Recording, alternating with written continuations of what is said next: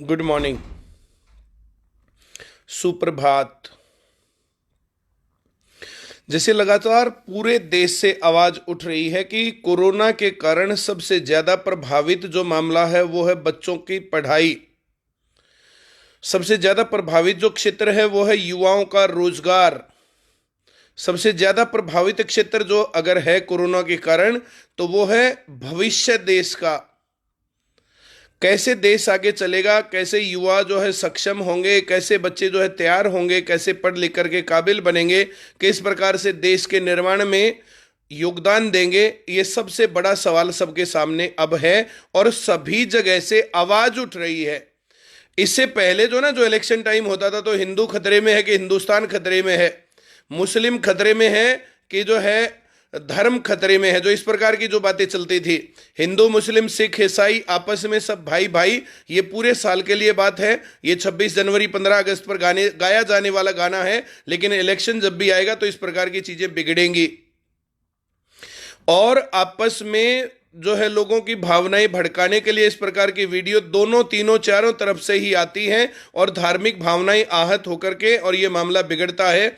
वहां से अब देश के युवाओं ने कमान संभाली है कि पढ़ाई जो गड़बड़ हो रही है।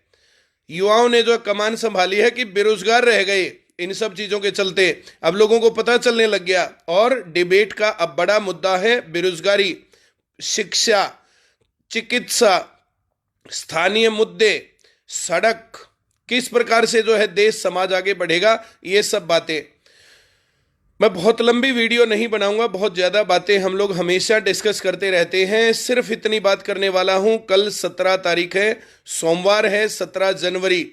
हिसार में बड़े पैमाने पर युवा इकट्ठे हो रहे हैं। आप सभी लोग भी आए, पूरी ताकत लगाएं और सरकार तक आवाज पहुंचे। इस प्रकार का प्रचंड एक प्रदर्शन वहां पर करना है। हिसार में पहले भी प्रदर्शन हुआ था बहुत बड़ा और बहुत शानदार।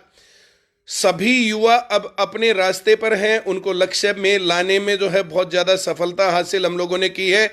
लगातार जो लोग ये बोलते थे कि क्लासेस में बोलने से क्या होता है, कहीं पर बाहर जाकर के सरकार के सामने बोलने पर पता चलेगा। तो सरकार के सामने बोलने लायक कंडीशन अब बन गई है, बच्चों को ये बातें समझ में आने लग गई है।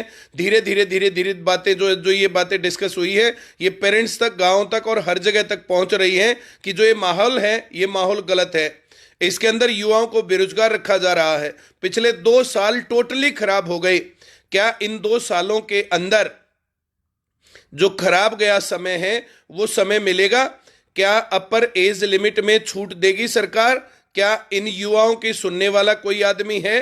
जो बच्चे पढ़ रहे हैं, वो बच्चे पिछले 2-3 साल से लगातार तैयारी कर रहे हैं, क्या उनकी आवाज कहीं तक पहुंचेगी? तो भाई देखो, जब तक आप लोग अपने आप अपनी आवाज नहीं उठाओगे ना, तब तक बात नहीं बनती है। तो आप लोगों को जो है चाहिए कि अपने हकों के लिए खड़े हों, आवाज उठाएं और हम लोग सदा आपके सामने हैं। कल 10 बजे आईसीएस कोचिंग सेंटर हिसार के पास इकट्ठे होना है। वहां पर सभी लोग पहुंचेंगे। वहीं पर आसपास रेड स्क्वायर मार्केट या ग्रीन स्क्वायर मार्केट है, तो वहां पर जो है चलेंगे और एक बड़ा जुलूस, एक बड़ा प्रदर्शन हम लोगों को करना है। पूरी ताकत लगा के वहां पर दिखा दो। सिर्फ कहने से, सिर्फ लिखने से कुछ नहीं होगा। घर से निकलो और वहां पर पहुंचो। 10 बजे हिसार। भाई पेपर देने जाते हैं, कहीं और जाते हैं, तो इस प्रकार से मैं जो है कहता हूं कि पूरे हरियाणा में अब डिस्ट्रिक्ट वाइज बड़े स्तर का प्रदर्शन होना चाहिए। सभी लोगों को पता चलना चाहिए। अलग अलग हम करते हैं, 1000 लोग होते हैं। अगर इस प्रकार से करेंगे तो 2-4 हजार 5,000 जो अगर स्टूडेंट्स अगर इकट्ठे होते हैं, पूरा सिस्टमेटिक तरीके से, शांतिपूर्ण तरीके से बहुत बढ़िया प्रदर्शन करना है। सरकार और जो सरकार के गुर्गे चाहेंगे कि इसको खराब करें, तो सभी लोगों को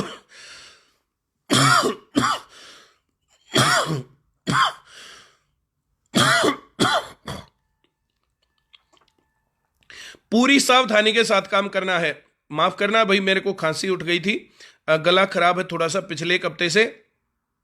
हम लोग जो जितनी भर्तियां ये बीच में कैंसिल की हैं, ग्राम सचिव का तो बिल्कुल ही खेल बना दिया, पटवारी का, ये 2018 की निकली हुई भर्तियां अब फिर से कैंसिल कर दी गई हैं और बोला आप जो हम फीस वापस करेंगे। तो ये सब चीजें गड़बड़ है। देखो, पहला काम है एजुकेशनल इंस्टीट्यूट्स को खुलवाना। खुलवाने के बाद दूसरा काम जो है, जैसे पेपर लीक के खिलाफ हम लोगों ने आवाज उठाई, नागर प्रकरण हुआ, पैसे लेकर के नौकरी लगवाने वाला मामला सबके सामने आया, हमने उसके भी जो है बात उठाई और सीबीआई जांच सरकार ने करवाई नहीं है। देखो सामने सब कुछ आएगा, नीयत सबकी सामने आ जाएगी, ये मामला सही है या सही नहीं है इस चीज को हम देखेंगे। तो मेरा कहना यह है कि एक बड़े लेवल पर, बड़े पैमाने पर जहां जहां ये वीडियो जा रही है, आप लोग देख रहे हो, इसको शेयर करो बच्चों के ग्रुप्स में, हर जगह पर। और एक आवाज बड़ी बुलंद उठनी चाहिए, जब इस प्रकार की आवाज उठेगी तभी बात बनेगी, वरना बात बनने वाली नहीं है। कल तो हम प्रदर्शन करेंगे, मुख्य फोकस रहेगा एजुकेशनल इंस्टीट्यूट्स बंद क्यों, रैली चालू, इलेक्शन चालू, मार्केट चालू, सब चीजें चालू, बस पढ़ाई बंद। क्या ये पढ़ाई, कोरोना जो है ये छोटा बच्चा है और ये पढ़ने आता है? मजे की बात देखो ना, दिल्ली बंद। दिल्ली में तो भाई साहब जो है केजरीवाल जी को सबसे ज्यादा बढ़िया क्या लगता है, कुछ भी होते ही बंद कर दो एजुकेशनल इंस्टीट्यूट्स। राजस्थान सरकार की वीडियो वायरल हुई, सभी लोगों के सामने आया कि अगर आप पैनिक मचाना चाहते तो सबसे पहले स्कूल कॉलेजेस बंद करिए, स्कूल कॉलेज बंद होंगे तो पैनिक अपने आप मच जाएगा। इस प्रकार की वीडियो वायरल होती है तो इनकी किस प्रकार से जो सट्टा कोई चलती है, इनके दिमाग में क्या चल रहा है, ये बातें क्लियर होती है। हरियाणा दूसरे नंबर पर बंद होने में, यूपी में कोचिंग सेंटर चल रहे हैं, कोई दिक्कत नहीं, बिहार में कोचिंग सेंटर चल रहे हैं, वहां भी कोई दिक्कत नहीं है। अब जो है जैसे राजस्थान में कोचिंग सेंटर चल रहे हैं, वहां भी दिक्कत नहीं है। राजस्थान में आईसीएस की ब्रांचेस भी चल रही हैं, यूपी में भी आईसीएस की ब्रांचेस चल रही है, लेकिन हरियाणा में बंद है, दिल्ली में बंद है। अब क्या कहें इस बात को, कोरोना पढ़ा लिखा भाई साहब कभी हरियाणा में खुलता है, राजस्थान में बंद होता है।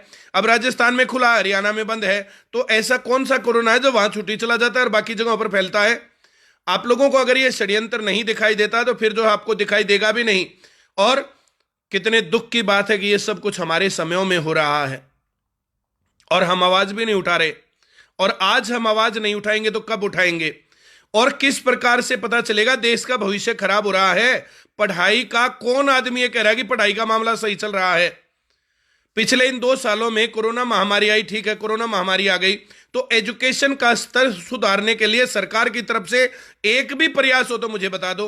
बिड़ते ही इनको बंद कर देते हैं, बिड़ते ही coaching centre, school, college, university, educational institutes बंद। इनकी हालत कितनी खस्ता है भाई साहब। इस वीडियो के माध्यम से एक आवाज और मैं उठाना चाह रहा हूं, भाई शिक्षा टैक्स फ्री क्यों नहीं है भारत में? चाहे कोई कैसी भी शिक्षा है, पढ़ाई है, एजुकेशनल इंस्टीट्यूट है जहां पर पढ़ाई का काम चल रहा है, चाहे वो किसी भी प्रकार की पढ़ाई हो रही है, वो टैक्स फ्री क्यों नहीं? पहली बात, इन बच्चों को जो सारा बोझ तो फाइनली जाकर के बच्चों के ऊपर ही पड़ता है। ये सारा बोझ हट सकता है, 50% से ज्यादा टैक्स एजुकेशन के ऊपर, टोटल में 50% से ज्यादा, 18% तो टैक्स सीधा ही जीएसटी, टोटल कलेक्शन का 18%। और उसके बाद अगर इंस्टीट्यूट सही लेवल का है, अगर वहां पर सारी चीजें मेंटेन करनी है तो 30% के दायरे में टैक्सेशन में आते हैं। तो 30% इनकम टैक्स और 18% जीएसटी, भाई साहब 50% तो टैक्स गया। क्या आप लोग एजुकेशन को टैक्स फ्री करना चाहते हैं? अगर आप एजुकेशन को टैक्स फ्री करना चाहते हैं, इस टाइम पर 1000 से ज्यादा लोग लाइव हैं, आप सभी लोग एक बार इसके ऊपर लिखें, education must be tax free, education must be tax free, no tax on education, इस प्रकार से लिखो। और ये ट्विटर के ऊपर थंबनेल एक बार आज जो है वायरल करो। 1000 लोग हैं, 1000 लोग इसको ट्वीट करेंगे, हजारों लोग उसको और देख करके ट्वीट करेंगे तो ये बात ट्रेंडिंग में आएगी। और ये हम डिमांड उठाएंगे आने वाले दिनों में कि एजुकेशन टैक्स फ्री होनी चाहिए। टैक्स फ्री होते ही एजुकेशन आधी सस्ती तो वैसे हो गई। भाई सरकारी स्कूल ये बढ़िया बना नहीं रहे हैं, सरकारी पढ़ाई बढ़िया हो नहीं रही है, गवर्नमेंट इंस्टीट्यूट्स इस प्रकार से चल नहीं रहे हैं, तो इस लेवल को मेंटेन करने के लिए प्राइवेट सेक्टर ही तो बच गया। प्राइवेट टैक्स जो है सेक्टर के अंदर ये मामला गड़बड़ हो रहा है। इसके ऊपर आप सभी लोग लिखिए, no tax on education, tax free, education must be tax free, hashtag लगा करके इसके ऊपर जो है इसको जो है दे कमेंट करो, इसके ऊपर कमेंट्स, और वीडियो को शेयर करो, वायरल करो वीडियो को। भाई टैक्स फ्री क्यों नहीं होनी चाहिए एजुकेशन? एजुकेशनल इंस्टीट्यूट्स में आने वाले स्टूडेंट्स को ट्रांसपोर्टेशन फ्री क्यों नहीं मिलनी चाहिए? जब जो लोग गरीब हैं, बच्चे जो गरीब पढ़ाई कर रहे हैं, जो 5, 7, 10 हजार 20 हजार रुपए एक साल की फीस वाले इंस्टीट्यूट हैं, तो वहां पर पढ़ने वाले बच्चों को ट्रांसपोर्टेशन फ्री क्यों नहीं दिया जाता? ये बच्चे जो वे लोग नहीं है जो लाखों रुपए की फीस देने वाले हैं, ये कई हजार रुपए बोर्डिंग की फीस देने वाले लोग हैं, ये वो नहीं है, ये गरीब लोग हैं साहब। गरीब लोग गरीबी में जो है पढ़ाई पूरी कर लें, वही बड़ी बात है। अगर आप सरकार की तरफ से एजुकेशन फ्री नहीं दे सकते हैं तो कम से कम टैक्स तो हटाइए, कम से कम इन बच्चों को ट्रांसपोर्टेशन तो फ्री दे दीजिए। हर एक चीज के ऊपर इतना ज्यादा जीएसटी लिया जा रहा है, इनकम टैक्स लिया जा रहा है, ये सारा टैक्स का पैसा जा कहां रहा है? रोड के ऊपर रोड टैक्स लिया जाता है पहले, बाकी टैक्स लिए जाते हैं दूसरे नंबर पर, उसके बाद जो टोल टैक्स भी लिए जाते हैं। उसके बावजूद रोडों की हालत क्या है? सोनीपत के अंदर कई स्कूल ऐसे जो स्कूल थे उनको तोड़ करके, एक तो पार्किंग बना दी गई है, उनको तोड़ करके खाली डाल रखा है। तो स्कूलों को तोड़ा गया साहब, बनाया नहीं गया। और मैं ये पूछना चाहता हूं, जैसे जो करंट शिक्षा मंत्री हैं, ये कितने स्कूलों में जाकर के विजिट कराए? अगर आप एक भी स्कूल का नाम जानते हैं कि जो एक करंट शिक्षा मंत्री हैं, 2-2.5 साल इनको हो गई शिक्षा मंत्री का पद भार संभाले हुए, अगर एक भी स्कूल में, कॉलेज में, यूनिवर्सिटी में जाकर के बच्चों की बात इन्होंने सुनी है, बच्चों के सामने ओपन बैठे हों और इन्होंने जो है पूछा हो कि हाँ जी बताओ एजुकेशन में क्या प्रॉब्लम्स है, कहीं पर भी इस प्रकार की बात हो तो आप मुझे बताएं। तो भाई देखो, आप सभी लोग आवाज उठाओगे, इस आवाज के अंदर दम है। कल हिसार के अंदर हम लोग मिल रहे हैं, वहां पर आईसीएस कोचिंग सेंटर के आसपास सभी लोगों को आना है। 10 बजे का टाइम वहां पर रखा गया है। वहां से रेड स्क्वायर मार्केट पास में ही है, वहां पर जो ग्रीन स्क्वायर मार्केट वहीं पर जो जहां पर भी होगा, अब मुझे वहां के बारे में एग्जैक्ट नहीं पता है, लेकिन सभी लोग जो है, मैं इस वीडियो के माध्यम से सबको जो इन्वाइट कर रहा हूं। अब जो है मेरी बेटी की शादी नहीं कि हर एक के घर में कार्ड दिया जाएगा, ये संघर्ष है साहब। ये जिम्मेदारी दी नहीं जाती, ली जाती है। जिस आदमी को लगता है कि हाँ ये देश, समाज और ये एजुकेशन और ये सारी बातें बदली जानी चाहिए, और जिनको लगता है कि हाँ हम ये काम सही कर रहे हैं, वे लोग इसमें साथ दें, वे लोग इस बात को आगे बढ़ाएं और ज्यादा से ज्यादा संख्या में इस वीडियो को पहले शेयर करो। इसके ऊपर सभी लोग कमेंट करो, education tax free, education tax free, education tax free.